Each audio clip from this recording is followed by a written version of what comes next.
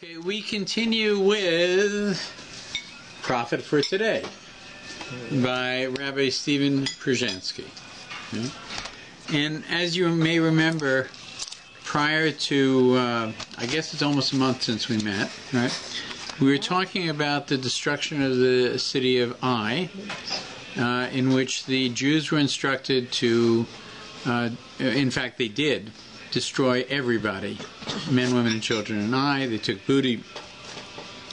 And the Givonim, the Gibeonites, came to them to make a treaty. And it turned out that the Givonim were Canaanites, but they portrayed themselves as people from a distant land. And they made a deal with Joshua. He was a little bit suspect, but in the end, he made a deal with them, right, that they could remain in the land. He didn't know they were remaining in the land. He didn't know they were in the land, actually. He thought they were from a distant place. And he made a deal with them that they would not be harmed, and that they could serve in the temple as woodcutters and water carriers. That was the arrangement. Very soon after, he found out that he had made a mistake, because the Joshua had been instructed that with the Canaanite nations that were occupying the land of Israel, that there were not very many options as to how to deal with them. And that's pretty well where we left off. Tosafot continued that Joshua sent 3 messages to the enemy before the conquest. Those who wish to make peace can make peace. Those who wish to make war can make war. Clearly, even according to Rashi, peace must be and was offered before war. Rambam goes further that Joshua sent 3 diplomatic messages before entering the land, offering a choice of flight, peace, or war. Flight, fight, or peace, right? And we left off with the question, why then did the Givonim engage in a subterfuge? If peace was offered and ostensibly embraced, why were they punished? So why did they have to pretend to be something they weren't if peace was on the table? Now I want you to keep in mind as we're doing this that the lessons of Joshua are lessons about settling the land of Israel. And they remain lessons for settling the land of Israel for those who will settle it in the future and those who are settling it in our time as well. Chazal offered several possibilities to answer this question about why the subterfuge. According to Rashi, the Givonim had no choice but to deceive, as they failed to respond before the crossing of the Jordan, perhaps hedging their bets until they witnessed the fate of Jericho and Ai. So they were offered peace, right, and they could have grabbed onto the peace prior to the invasion of the land, crossing the land, by the armies. But they didn't do it. They decided to see, well, let's just see how strong these Hebrew armies are. You know, maybe we can win a battle with them, right? Mm-hmm. So Jericho collapsed miraculously. Ai fought back with a little bit of success, and then the Jews said, okay, we're going to take this in hand, and they destroyed all of the people of Ai. And then the Givonim came and said, let's make a deal. Givonim. It's a city. People from Givon, the Gibeonites. Right? Nation. Yeah. It's one of the Canaanite nations, right? But they were pretending to be a nation from afar, right? And Joshua didn't understand they were Canaanites because they portrayed themselves as being not Canaanites, right? And after he made a deal with them, he found out he had made a deal, and it had been made with deceit, right? But he had given his word. But So, they introduced themselves as Gibeonites to him, or something. No, people from a distant land. No name. I'm not sure. I don't think they gave their name as Gibeonites. But the real name was Gibeonites. Yeah. And Joshua didn't know that. That's correct. He had a suspicion. But, you know, maybe their accent, I'm not sure. Right? But According to most others, that's Rashi's view, according to most others, peace was possible, but the Gevonim miscalculated. Rambam stated that the Gevonim at first did not accept the peace offer and, ignorant of Jewish law, were unaware that they could still make peace until the fighting actually started.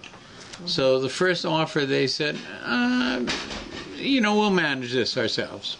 We're not making a treaty, all right? Then, when the fighting with Ai and Jericho happened, there was still an opening to make peace. But they didn't know that. They thought once the war with the Canaanites began, so be it, it's too late. But they were wrong, because there was no war yet with the Gibeonites, and they could have accepted the peace offering at that point. They could still make peace started. The Ravad, note here, Ravad's commentary on Rambam, this is similar to Rashi's approach. The Ravad claimed that Rambam was mistaken and that the Gevonim resorted to trickery because the peace offer was only open until the Jews crossed the Jordan, which was tantamount to the beginning of the war. Once the Jordan was crossed, all bets were off. Tosafot also held that the Gevonim erred in their approach. It is true that peace was only offered before the war. Nevertheless, although there is no obligation to accept a surrender offer after the war has already started, there is in such an instance no concomitant obligation to liquidate the enemy. So, although the peace offer might not have been up there, a surrender might have been accepted at that point without the entire destruction of the people. In other words, the Gevonim's late surrender offer might have been accepted by Yehoshua, but the Gevonim did not know that. They weren't sure. That's the view of the Ravad. So there's a number of different issues here of the people who were the enemies of the Jews, the Gevonim. They were Canaanites. They occupied the land, right? And they were making a political decision as to when we should accept the peace offer. Maybe we don't have to accept the peace offer. Maybe, for instance, Jericho, which had garrisoned forces in it, will destroy the Hebrew army, the Israelite army. Maybe that's what will happen, right? So let's bide our time and see what happens. Once Jericho and Ai were destroyed, the Gevonim made a misjudgment. They thought, okay, there's no way to make peace with these people. They will destroy us, right? So now we have to pretend to be somebody we're not, and hopefully trick them into peace. Rav Hirsch, Shimshon Raphael Hirsch, proposed that the Gevonim look to negotiate a treaty on more favorable terms than the Torah offers, and so resorted to the subterfuge.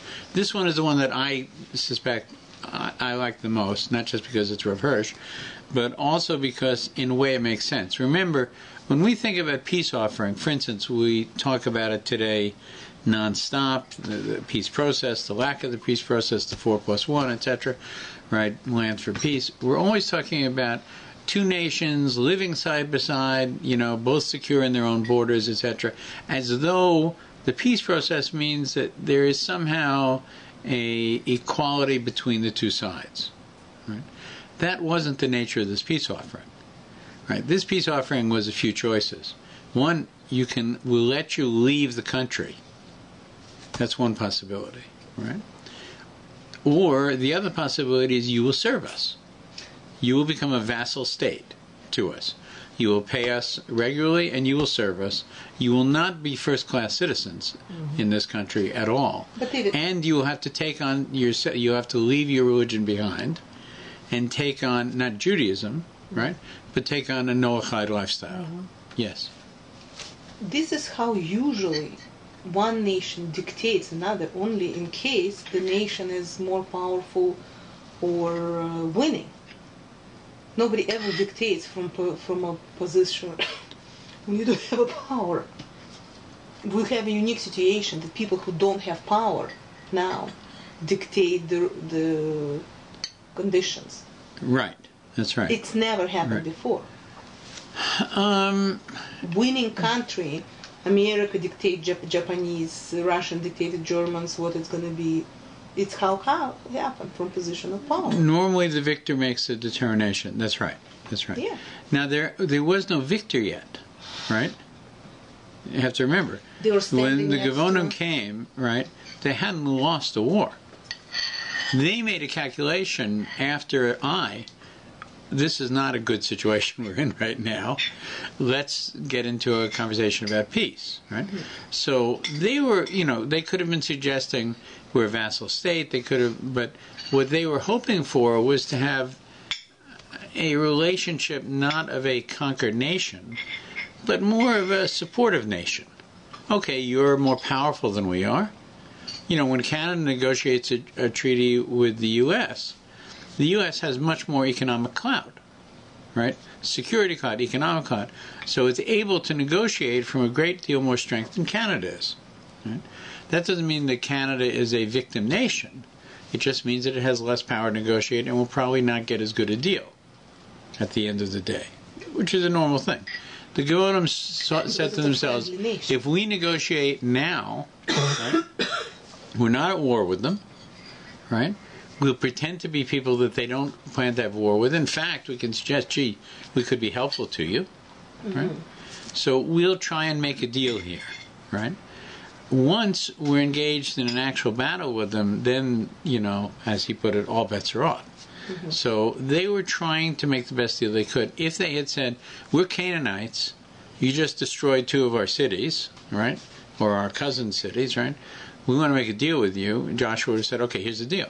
You're our slaves or you leave, right? Here they're coming and saying, we're from a distant place, we live, past Egypt, whatever, right? We heard about who you are. Let's have a relationship, right? That was how they approached it. The compromise. It seemed from their point of view to be a good way to approach the situation. And they also had a clear understanding of the idea of, the leadership of Israel giving their word, even given at a time of deceit, was a very binding situation. Right? And they took advantage of that. The Radak suggests that the Gevonim received Yeshua's offer of peace, but thought it was a trap, offered as well to Yericho and Ai in order to lull them into complacency. Cheaters and liars always assume that the world consists of other cheaters and liars, so the Gevonim were unprepared to accept Yeshua's word. Clearly, then, the trickery of the Gevonim was based on some misunderstanding. The question becomes, so what? Why was this matter so important that the Jews were distressed by it, such that some people wanted to kill the Gevonim anyway, and Yehoshua cursed them so vehemently? Right? And if at the end of the affair they became water drawers, wood carriers, and worked in the Mishkan, what's the great harm? Right? In a sense, they were already kind of slaves. We assume water carriers and woodcutters are lowly people. We often use that term to describe wooded servants. The Trojan horse situation. Say again? Trojan horse? Yeah. Well, by the way, it's a very interesting point you raised, because where were they working? They were working in the temple, right? Everywhere. So Heart of, they were working in the heart of the spiritual center of Israel, in the Mishkan. It says in the Mishkan, right? So their job was not generally to be water carriers and woodcutters for the Jewish people, but specifically for the Kohanim in the Mishkan.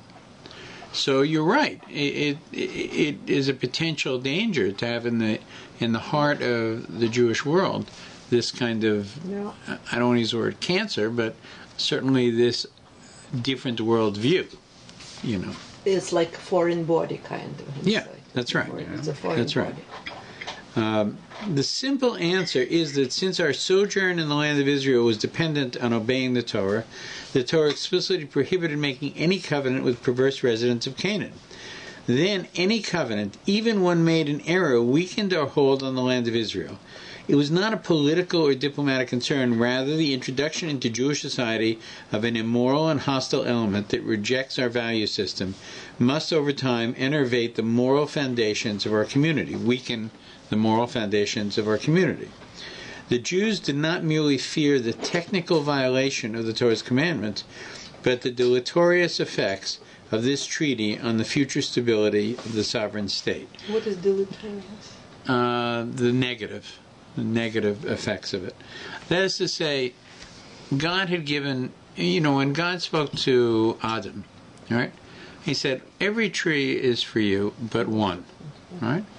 And what did Adam do? Right? They ate from this tree. Right? You know? God said to the Jews, okay, I got one rule here, right? Don't make any deals with the Canaanites. Their view of their worldview, their spiritual view, will poison and destroy the people. Right?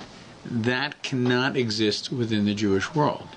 And we're going to come to understand, this is a very, very important concept, is that God's determination was that these two views could not exist competitively in Israel. Right? That if they did, you know, it wasn't that, gee, suddenly the worship of Baal would be purified and become a monotheistic worship. That was not a possibility. Really, the other possibility, which was greater, and that is that the worship of Hashem would become part of a polytheistic faith, and that would destroy the venture at that point. Can I ask you a question? There is an assumption that if the first three conditions, you leave or you become Noahide, but you trust... Noahide servants. Noahide servants. Yeah.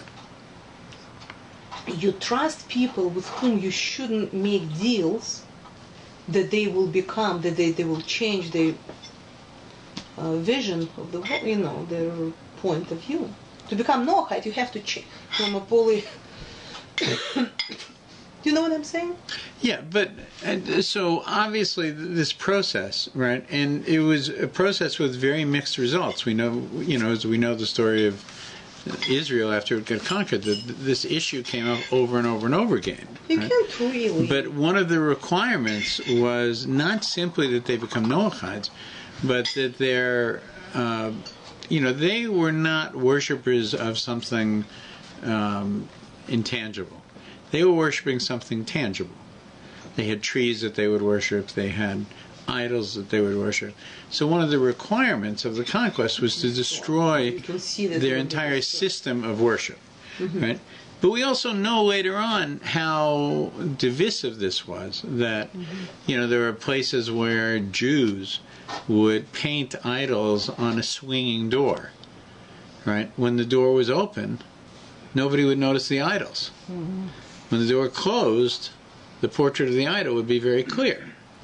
Right? So when the inspectors came, they would open the doors, and the idols would be against the wall. Nobody would see it. As soon as they closed the door again, right, there it would be.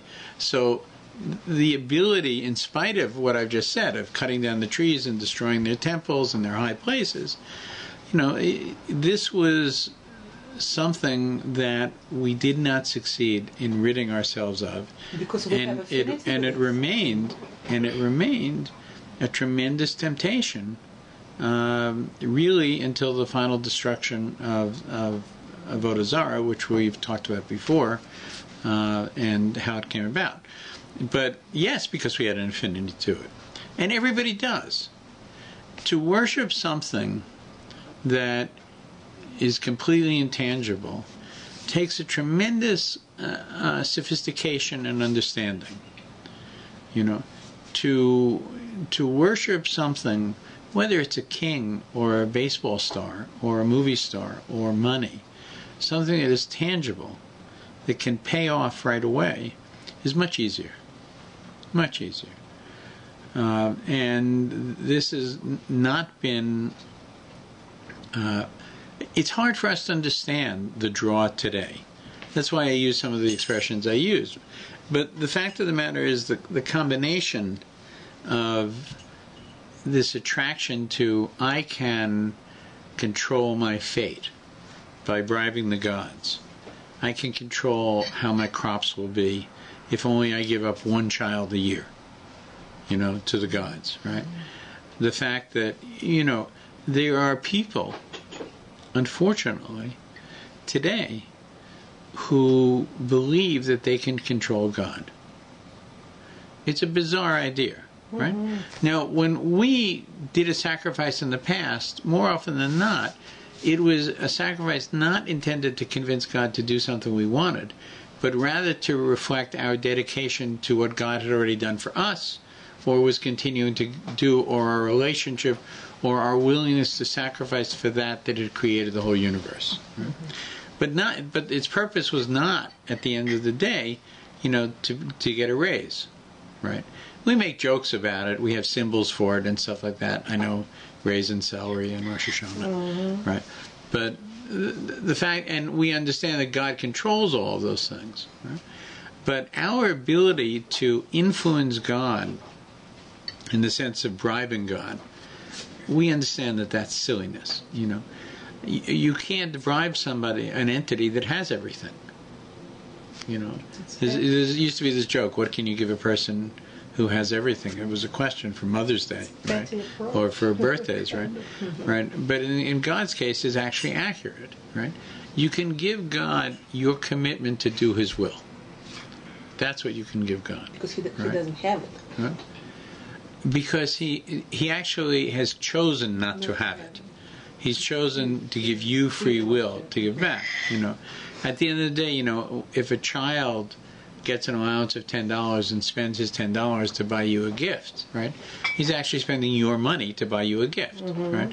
If a child instead, takes a crayon and takes, a piece of paper and draws a heart and a sunrise and a whatever, and gives it to you, it's particularly touching.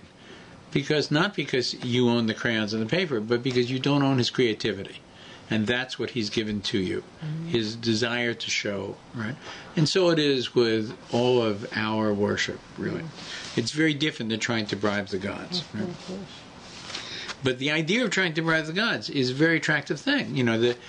I know that there is, I don't even want to mention it, but there is an organization that's a mystical organization that claims that you don't have to grow old, that the movie stars will never lose their youth if they follow the prescription of this organization, right? Now, the truth of the matter is that between plastic surgery and the right nutrition and the right creams and whatever, you can delay the process a long time, right? You could even delay it, say, 10 years, during which times you're donating $1 million a year to this organization because you think they're doing it, right? But it's a scam at the end of the day. We cannot control God, right? When we count the Omer, we talk about, God's chesed and God's gevura, his strength, his ability to withhold, his victory, different qualities, as if God has all these different qualities. They don't. God doesn't. Right? God is a single entity. He's not divided into these qualities. These are all ways in which we relate to God, because we need to relate to God in some tactile form. So we create these forms of do it. But we understand that God is indivisible, God is one, God has all these qualities in Him, but not separated by them. Okay, let's move on to, let's get back on the ground here.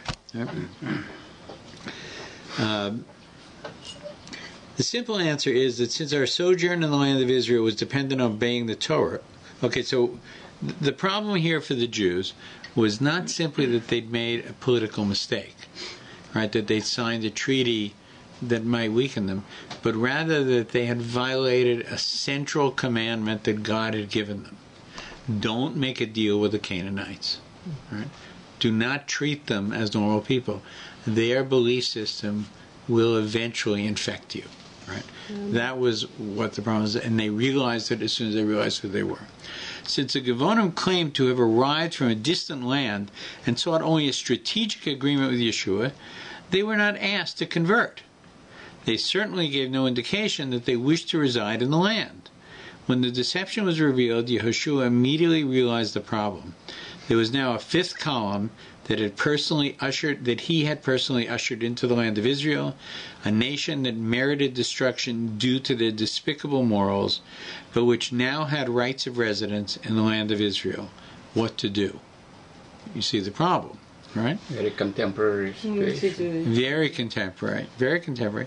And one of the things we should remember about Avodah Zarah, which we really don't talk about a great deal about idol worship, is we talk about it kind of in a purely spiritual light, right? But one of the great attractions of idol worship was orgies, was this unlimited, bizarre sexual behavior that obviously was not part of the Jewish world, in which all appetites had a certain element of control, time and place. Right? Yeah. Here it was this worship of the gods through, to put it kindly, the most promiscuous kinds of deviant behavior. Right? This is going to be attractive to a certain segment of the population, right? And it's very dangerous. Right? By the way, interestingly enough, ushering this into our world, can take different forms in our world today. Sometimes it can be people. Sometimes it can be electronics as well, if it's not handled responsibly. The internet with all the porno and everything that's going on, it's the same thing. Right. In the damage, if it's handled irresponsibly, I don't want to get into the topic. I just want to say that the nature of this temptation and infection comes from many different places and requires training, learning, fences, all the things that are required. In his damage control, Yehoshua again displayed his great wisdom. The princes of Israel wanted to scatter the Gevonim throughout the society as servants to the rest of the congregation. Yehoshua decided otherwise. Let them be wood choppers and water drawers in the house of God, said Yehoshua.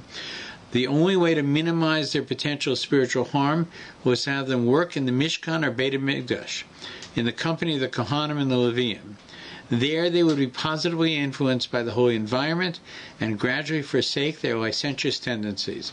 It was a brilliant maneuver, even if it was not a complete success. You can see the gamble here, right? On one side, our spirituality will be so powerful in the center of the fire of our spirituality that it will change them. But the gamble, he just did this gamble just to go the other way. Successful. Right. He was doing it by sending to Jericho, to the house of ill repute, 2 men. That's right. It's a very good point that with Rahav, he was dealing exactly that way, and he was dealing with his 2 most zealous, dependable people, right? So if I have a zealous community, it's that same community, right? That will come from the temple. Maybe this is a way to change them. Right? There's an idea that a person who is not knowledgeable shouldn't eat meat. Why is it? Right? There's 2 reasons given. One, we're coming to Shavuot, so it's worth mentioning it, is the halachas around eating meat are much more complicated than around eating dairy. There's also an idea that in eating the meat, right, we consume the neshama of the animal that we eat. Right? So if we consume the animal's neshama, the question is the neshama take an aliyah and go up with us, or does our neshama go down to that of the cow and the bull? Right. So there's an idea that's why a person who is completely unlearned should be very careful about eating meat, because there's a likelihood that their neshama will descend rather than the neshama of the animal rise up. This was the gamble with the Gevonim, right? Will the Gevonim change their ways and become spiritual people and fit into the Beis HaMikdash?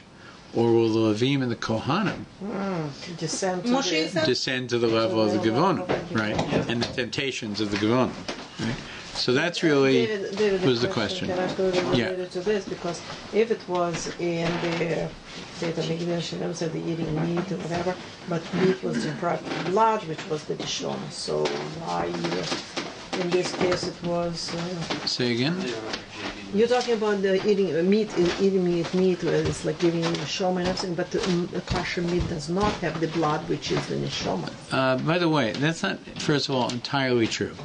We try to remove as much of the blood as we can. Yeah, still some right? remnant is there. But there's some remnant there, and we are eating that animal at the end of the day, right? Okay. So the Gemara tells us that Nama Oretz shouldn't eat meat. It says that, right? And it gives there's 2 reasons why. One is the halachas; he doesn't know how to prepare the meat properly, and the other is a concern about which way is the neshama going. Right? Okay. Maybe one would argue if he doesn't know how to prepare it properly, then maybe some of the neshama will be left in the meat when he eats it. Could be. Yehoshua cursed them nonetheless because he knew that this solution, although the best possible under the circumstances, was not ideal. Even though they would work in a sacred setting, the Gevonim were still religious outsiders, not part of the ideological system of the Jewish people. The possibility of future trouble could never be ruled out, and of course the deception they perpetrated on the Jewish people was a constant irritant. So they made no commitment to monotheism in making their deal, right? They made no commitment to shed their ways in making the deal. Can I ask you a question? Joshua, talking to people who said, we nation came from God knows where. What do you mean you came from? No, from a distant place. From a distant place. What do you mean we came from a distant place? What Do you know what I mean? The whole nation, there is hundreds, whatever, I don't know. They had representatives. It wasn't the whole nation. They say, sent but people representatives. came from, why? What do you mean? Who is walking from place to They place? had no passports that time. First of all, they had no passports. Very good point. Second of all, remember, Joshua's in the middle of battles, right? Somebody comes to him and says, look, we want to make a strategic alliance with you. We're no threat to you. Right? So the first thing he should say, well, I'm suspicious of you. Yes, maybe you are a threat. I want to know more about you. He realized right away that he had made that mistake after he had given his word. That it At was least you should find out. We just learned that it's a mistake, right? We just learned he made a mistake, right? That he made a mistake, and he's upset about having made the mistake, right? But it's a very easy thing to kind of sit around the table enjoying blueberry pie and not imagine what it's like to be in the midst of a war of conquest. Errors are made under those conditions. We see them made all the time. They were made on the Russian front, they were made on the other fronts, they were made in making treaties. Mistakes were made constantly, and mistakes are made even you understand, we're seeing those same mistakes repeated over and over and over. In the search to end war, to make a peace, we, the Jewish people, seem willing to make virtually any kind of deal. Right? You're murderers? We'll set you free because maybe somebody will sit down and talk peace with us. Right? It seems to me that Joshua's mistake is relatively small compared to the ones we see sometimes today. And not just with Israel, we see it in many other situations as well. Right? I'm not saying that it was right. I'm saying it's understandable how something like this could happen. Right? Our ability is hindsight. And that vision, as you know, is always 20/20. But halachically, if somebody makes a deal on false pretenses, you don't have to... Well, there's a question. There's a question, as to what part of it and what responsibilities you have. Especially if it's not good for your nation. You say, it's not your north. And now... Joshua obviously didn't feel he had that option once he'd given his oath. Right? A vow is a very serious thing. As you know, if you give a vow to somebody, right, even if it was a mistake, even if it's under false pretenses, a vow given under false pretenses in order to separate it, because you're giving a vow in front of God, not just to the person, but you're saying to God, I will fulfill this obligation, right? You go before Beis Din to correct it at that point. I just don't understand, why not to throw this nation from Jewish camp? Say again? Why not throw those people from Jewish camp? After you have a realization. You realize what happens. No, because they're... Listen, Sarah, she did this. She threw Agar together in Ishmael. She threw them out. It wasn't good for the family, so she decided, okay, you are out. In spite of the fact that she took her... There's two factors involved there. Right? First of all, Abraham thought it was a very big mistake. And only was Ishmael thrown out when God specifically authorized to do it. Right? Number one. Two is, this is actually a different problem. Right? You can't destroy these people. You can't kill them because you've given your word that they will make a deal. Right? So now you have a loose cannon inside your nation that you can't destroy. Right? So what he did was, he said, we're going to keep a very close eye on you. Right? We're going to put you in a place where your every move is going to be watched. Can I interrupt you just for a second? You said that they didn't know if they can make a deal in the middle of the war to say, okay, The Givonim. Givonim. They thought. There are different opinions. One of the opinions is that they felt once a battle with themselves has begun, right? They can't. Right. So they wanted to make a deal before the battle began, right? But they thought since the conquest of the land had already began, they could not make a deal. But Joshua knew that you can make a deal in the middle. Another party knew. It means the moment... No, not in the middle of the war itself. Let me just finish my thought. In the moment he realized that it was on a false pretenses, he said, he should say, I gave you a word, but now in order for this word for me to keep it, you have to accept Noahide law, Noahide's law. And for them it would No, he'd already made the deal. Right? He couldn't then add another addendum to it. He made a deal, right? And the deal didn't include becoming Noahides. It didn't include that, so he couldn't then say, by the way, I'm now amending the deal, right? Because to become Noahide, it's only 7 nations. He wasn't interested in offering to become Noahide the rest of the world? Correct. That's correct, yeah. Why? Because it wasn't impacted.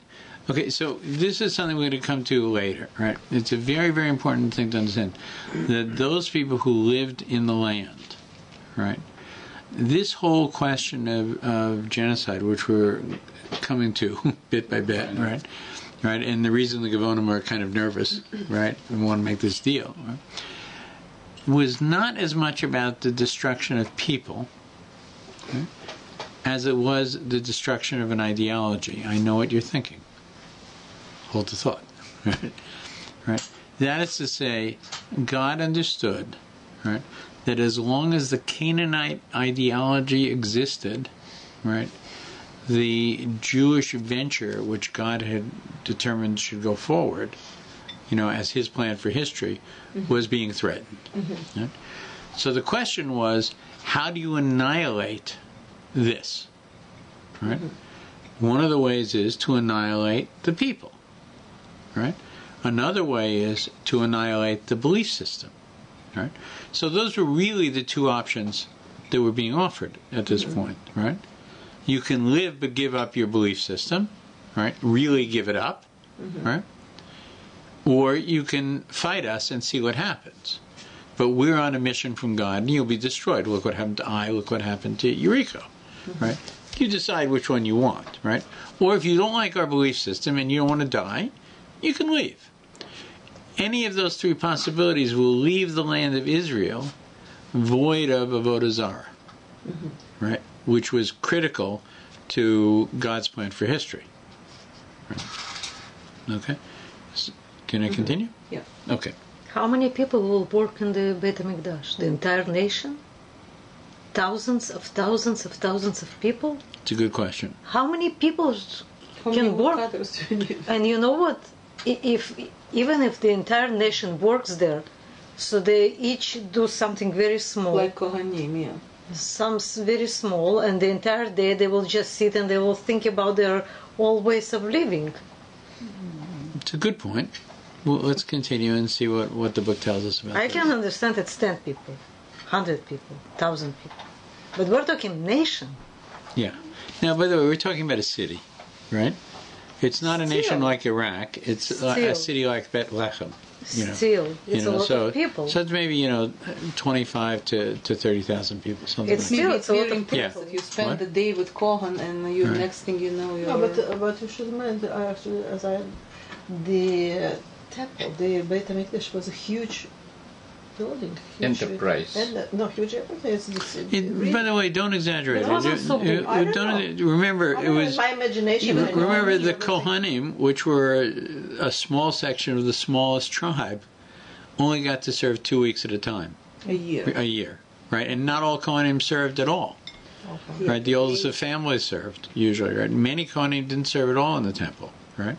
And there were a few times when everybody worked, which was Pesach, Shavuos, Sukkot, right? Yeah. But that was for, a week. right, in preparation and doing it, right?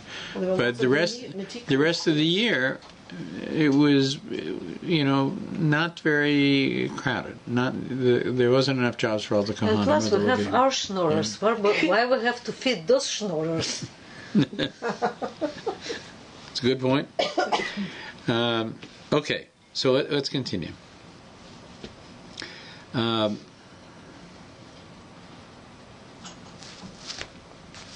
Yehoshua cursed him nonetheless because he knew that the solution, although the best possible in the circumstances, was not ideal.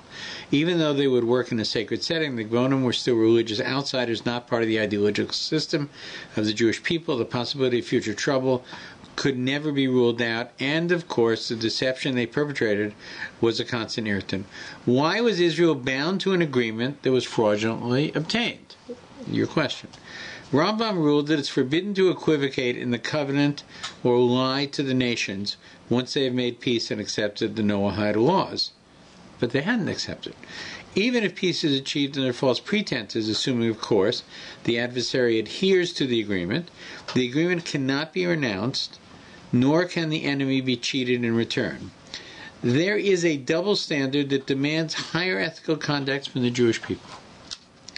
The Gemara in Gittin makes this point abundantly clear. Rav Yehuda stated that any vow of which the public, either 3 or 10 people, is aware, cannot be retracted. Hence, Yehoshua could not repudiate the covenant with the Gvonim.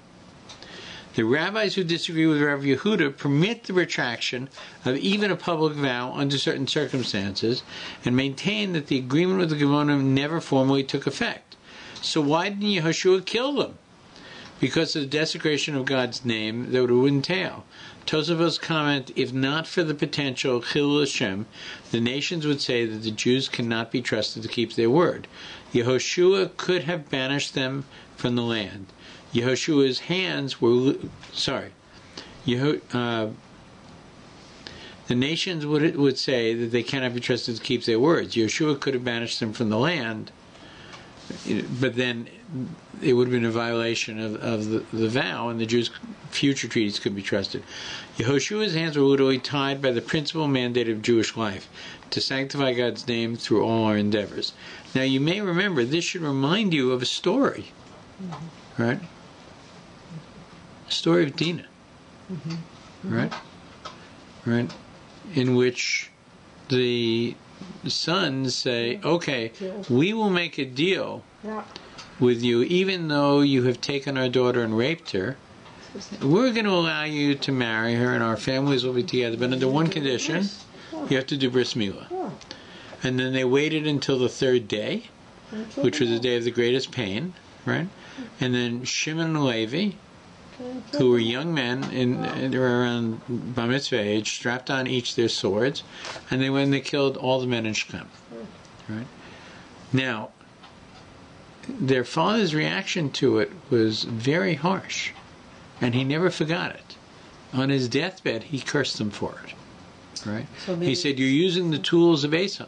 Right? He warned them that it was very dangerous. Right? And at the time, he said, the nations will get us for doing this. Right? Now, God protected them. Right? Levi eventually became a nation, the tribe of priesthood. Shimon, the nation of teachers. Right?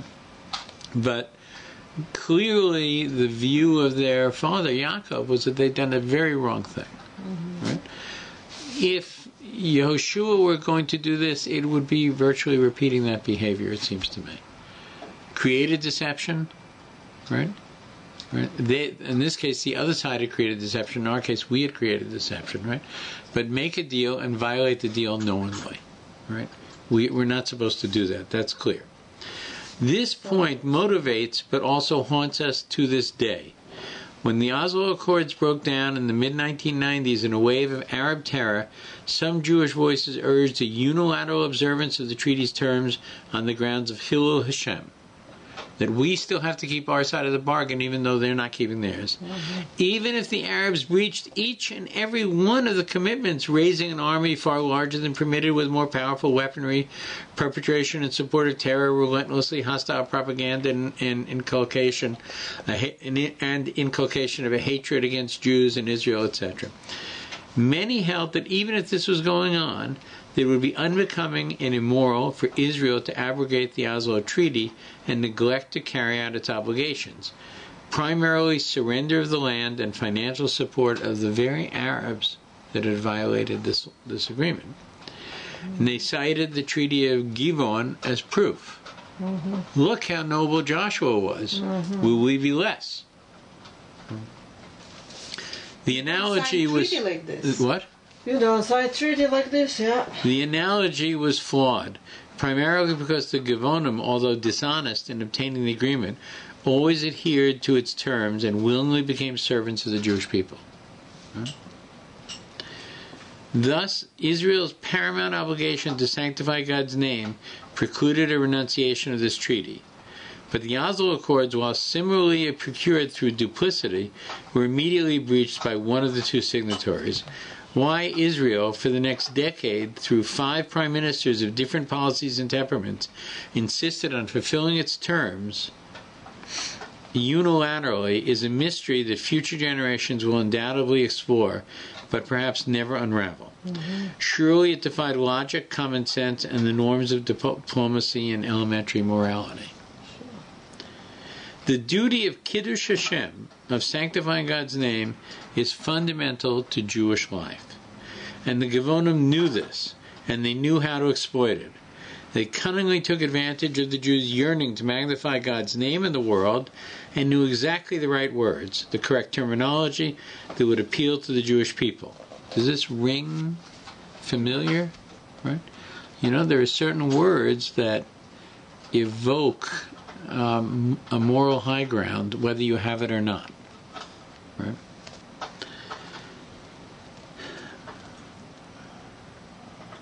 Your servants have come from a distant land for the sake of Hashem your God. We have heard of his fame and all he did in Egypt. They essentially said that they have seen the light. By the way, this echoes somebody who was very trustworthy. Anybody remember?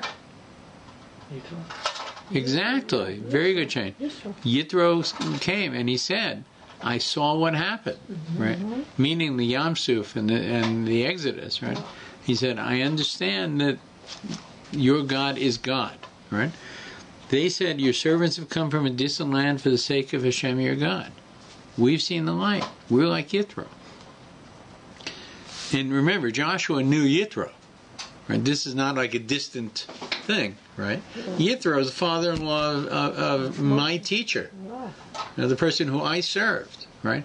He's the one who we named the parsha of the Ten Commandments after, right? He's the one who advised Moshe how to legislate and how to judge. Right?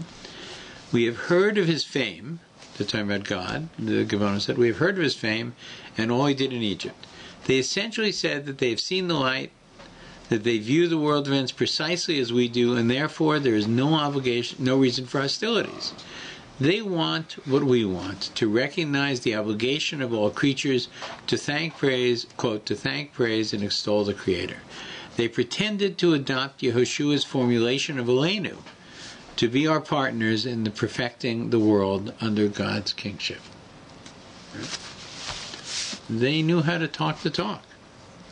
It sounded good, even inspired, and the Jews capitulated, much as the Jews today succumb to doublespeak of our enemies. The use of terms such as freedom, human rights, occupation, self-determination, and others. For example, the demand that Israel, a sovereign country, provide consistent employment within its borders to a group of hostile non-citizens. That's part of our current standing agreement with the Palestinians.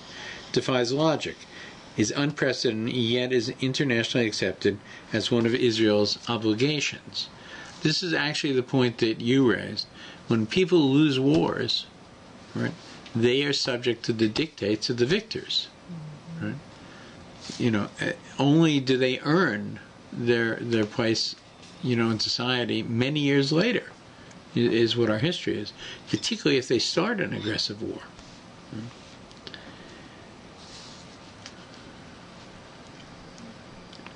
The Givonim realized that they could not succeed on the battlefield, and so they attempted to defeat the Jews through diplomacy, finding the right verbiage It would cause us to forego our obligations, dilute our destiny, and betray our mission. They wish to induce a violation of the Torah, a deviation from our plan of attack, so the Jewish society would ultimately collapse from within. They were sneaky, like the Nachash, the primeval serpent that seduced Chava, the wife of Adam. Again, as I said before, Adam had one rule that he had to keep, and he messed up. Right? Yehoshua had one key rule: don't make a deal with these people, and he fell into the trap. Hashem couldn't. Try to understand. Hashem knew everything. The guy took something. Some garments. Hashem knew who it was. The whole nation tells where, and there is no way to. You accuse Joshua of not seeing through people who say that, a couple of guys walk in and say that we're not 7 nations. You accused him of that. But go on. Hashem accused him. Hashem didn't give any... Hashem didn't accuse him of it, right? He didn't have a... No, Joshua, when he realized what had happened, realized that he had violated part of his covenant with God. All right? The covenant was you're getting the land under certain terms. Here's one of the terms. Don't make a deal with those guys, right? Now, Joshua's position is, I didn't do it intentionally, right? But everybody has free will. Everybody has flaws. Everybody makes mistakes. None of us are beyond making an error. Right? We should know that the wisest of us make errors, make misjudgments. Right? But there is no accidents, and we know that there is no. It means Hashem set it up this way that Joshua will fall into. Why? Chava did not have to eat from the apple. It was a decision she made. Right? Don't start with Chava. It's discovered, yeah. Adam didn't have to eat from the apple. Adam, right? It was a choice. It was a choice that they made. Right? What I'm saying is, this was a process. Right? Remember what Shlomo Melech says about Adam. Right? A field unkept, not thought out properly. That it wasn't being seduced by a desire to eat the apple. It was weak thinking. Was the problem. Right? I don't want to judge Joshua except to say it's clear in Joshua's mind that he made an error here, and he's managing the situation, right? Mm-hmm. But the Tanakh is made up of stories of great people who make mistakes. It's not made up simply of perfect people. No. Right? If it was, we would learn nothing from it. We would learn nothing from it. But to tell the truth, what we learn, according to what you just said, people treating Oslo Accord based on this lesson learned. I would argue that the people who made the Oslo Accord, right, did not understand the story of Joshua. You said that people who said that. Okay, yeah, people waved it as a sign. Look at Oslo, look at Givon. We have to be the same in both situations, right? But they obviously didn't understand the details of Givon, right? They didn't learn, first of all, if you're going to make that arrangement, right, learn this lesson of Givon before you make the treaty in Oslo, number one, right? Because maybe you won't make that treaty. I don't know detail about Oslo Accord, but doesn't it say if one party doesn't keep whatever, we're not continuing doing that? I think both sides were obligated to do this. Whenever people make treaties, everybody understands that if you violate a treaty, both sides are free of obligations, right? But the truth of the matter is that, with Jews, they have, I think the single word that gets the most play in Tanakh is shalom, is peace. In terms of a verb, an activity, right? Our hunger for it does lead us to make mistakes. Over and over and over, it does. And it doesn't lead us to shalom, by the way. Ever. It does not seem to lead us to shalom. I agree. Shalom seems to be the outcome of war, sadly. Right? You don't have to go that far. Look at the Gaza. They gave away the whole Gaza, hoping. And I don't want to get into Gaza right now. No, I'm just, It's a whole other saying thing, the result. right? It's not But the about fact of the that's matter what is they say. fact of the matter is that for many reasons, both I think in our temperament and in our history, we have a lot of reasons to be willing to sacrifice for peace, right? Unfortunately, sometimes that sacrifice is just bad judgment, right? And we see it in our history many times, both ancient and current, right? But I think it actually comes from really a good place. It doesn't come from a place that we want to give up our sovereignty. It doesn't come from a place we want to cave into our enemies. It comes from a desire to find a way to live alongside in peace. You know, our enemies, you know, who are hateful and willing to die and sacrifice their children to kill us, think of us the same way. Yeah, that's what we're like, right? You know, we're willing to do it, right? But not as willing as they are. We, on the other hand, hope that they're a little bit like us. You know, Golda Meir's famous line, right? When they start to love their children more than they hate us, we'll have peace, right? We hope that they have that humanity in them, even though we don't see it. We hope that it's there, right? And, you know, should we take the position, okay, they're brutal killers and they have no humanity and we should wipe them off the face of the earth? You know, it's not something that the Jew can really get behind at the end of the day, if nothing else because of his own history. But So we continue to struggle and make mistakes. But there in is a this area. second solution: running the country. The second solution, from Joshua's point of view or condition, was you drop your whatever. You serve us as slaves. It's And not a you- popular view today. It's not a popular view today, right? You know, you willingly become our servants, right? You know, nobody's going to tell Or you you that. leave. What? Or you leave. Yeah. So it seems to me that God's advice to Joshua on certain levels makes a lot of sense. I think that most people would argue that if this was brought up, you know, as Benjamin Netanyahu has three possibilities, right, for his neighbors, right? Become our slaves, leave the country, or die. No, Somehow I think it would be. I think it would be perceived, whether it's a good idea or not, as not a populist idea, even within Israel. You know, Meir Kahane is credited with having that view, right? Many people would say he was a prophet. Yeah. That his point of view, had we followed that policy a long time ago, many fewer Arabs and many fewer Jews would have died. But I don't think you're going to be able to find that many people who would subscribe to it today after the entire history that we have seen since then. Right? It's just, that's the way people are, right? Especially Jews, right? On the other hand, our enemies are willing to be very patient and die and die and die, right, in the process of trying to win this battle. So it's a very difficult situation. Well, Kahane wanted Right. just to get rid of the fifth scroll. Okay, so let's continue here. We mentioned they were sneaky like the primeval serpent that seduced Chava and Adam.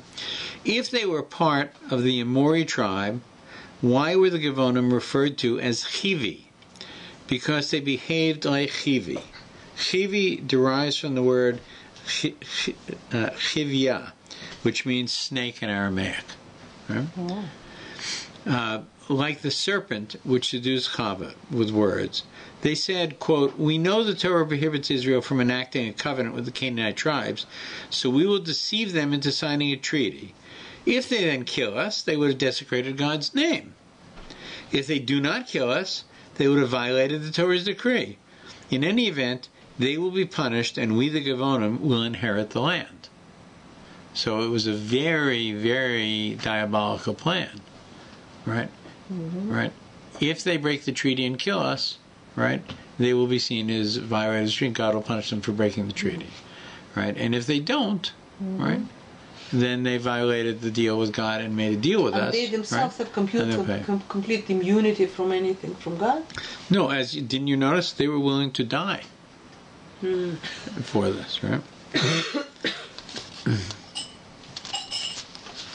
Through their deviousness, the Gevonim cornered Yehoshua. Either Israel had to violate the Torah or desecrate the name of God. Clever indeed. Yehoshua cursed them, just as the serpent was cursed.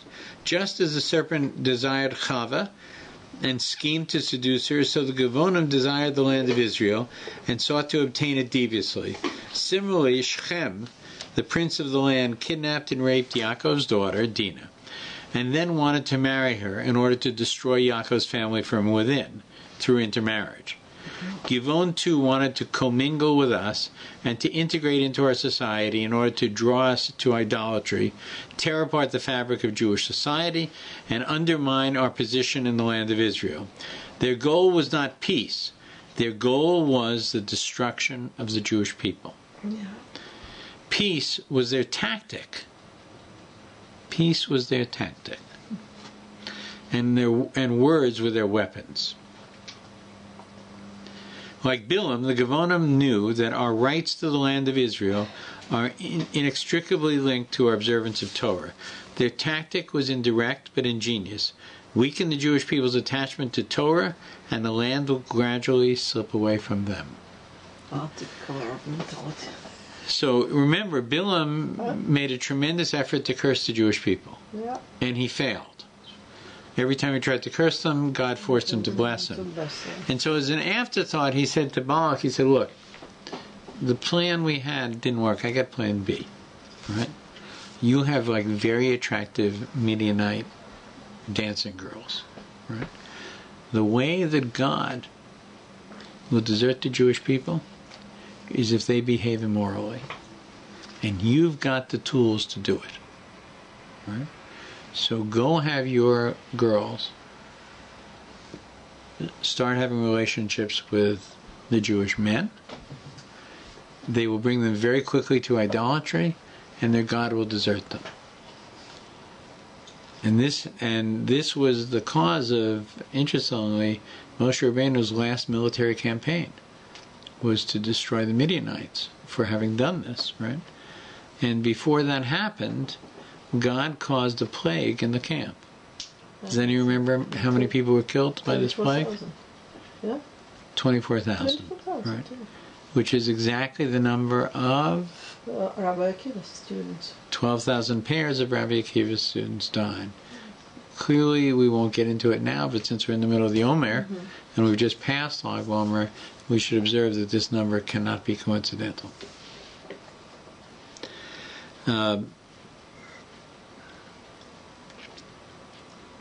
Like Bilam, the Gevonim knew that our rights to the land of Israel are inextricably linked to our observance of Torah. Their tactic was indirect but ingenious. Weaken the Jewish people's attachment to Torah, and the land will gradually slip away from them. Nothing in Jewish life compares to our eagerness to sanctify God's name and our aversion to desecrating it. We will literally sacrifice our lives to accomplish either goal. As paradoxical as it sounds, Yehoshua's options were limited in dealing with this duplicitous foe. He had to worry, just as we have to worry, about the potential Chil Hashem, because such would frustrate the very purpose of our existence. Our enemies are unconcerned about this, except to know how to take advantage of this chink in our armor. So this, we shouldn't ignore this as much as we might want to, is that Joshua was constrained because he had to act like a servant of God. Okay?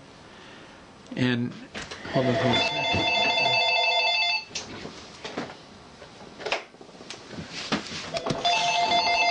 And a servant of this God, the God, behaves different than a servant of Baal, right?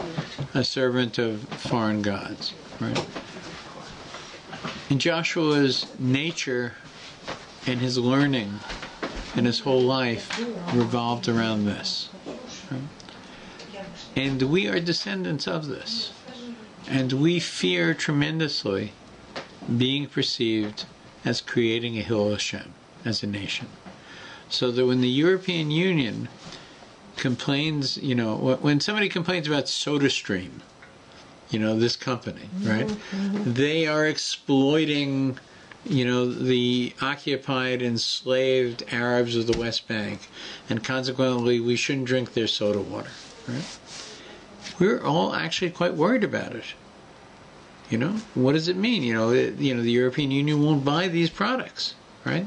They want to put a stamp, made in the occupied territories. We won't buy it, right?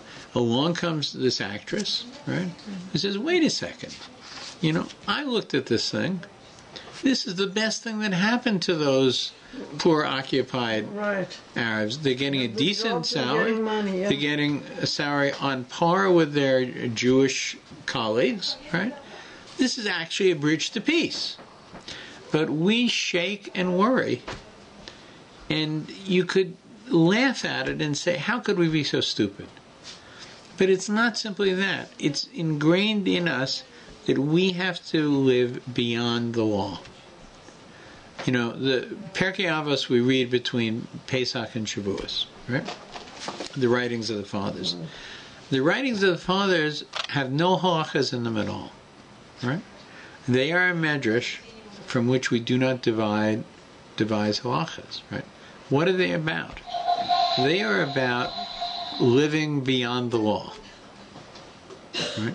That is to say, each one of the comments and the wise statements in Pirkei Avos says, this is not just for somebody who lives within the law, but we have an expectation you will surmount the law. You will live a stage above it, right? We continue to do that. We're very conscious of our failings. It's not as though every Jew, lives, at this perfect level, right? Or the Jewish nation doesn't make mistakes. It does.